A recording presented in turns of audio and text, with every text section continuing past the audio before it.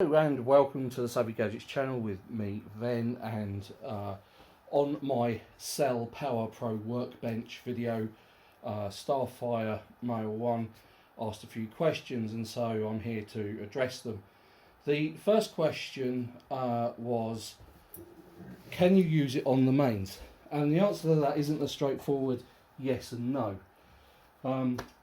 First off, it's plugged into the mains and it is charging, as you can see from the lights down here, and I've got the drill bit in.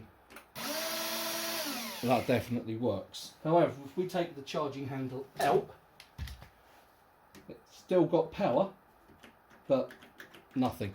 You have to have this plugged in, otherwise it's not going to work for you at all. Now the other question,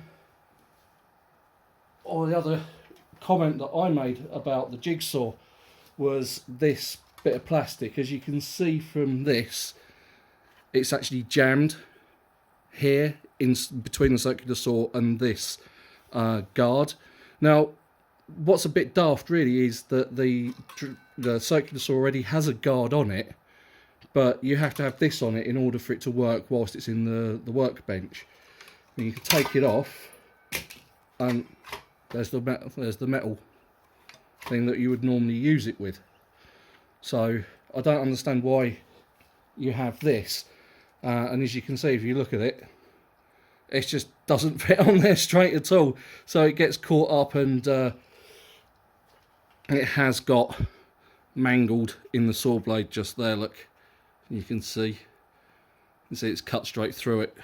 So yeah, not the best of things, to be fair, and like I say, I think it's a bit pointless. It's just plastic and it's not very good. I mean, like I say, it's got a proper metal guard on it, so why you need that I don't know.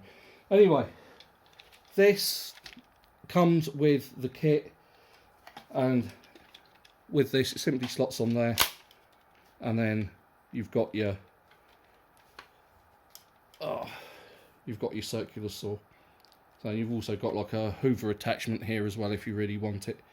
So there we go. Thanks for watching. Hopefully that's answered all of your questions, and if you want to keep up to my videos, if you like this video, don't forget to hit the like, hit the subscribe button. Don't forget we have a Facebook channel, you can check out some stuff over there. But until then, thank you very much for watching. Bye bye.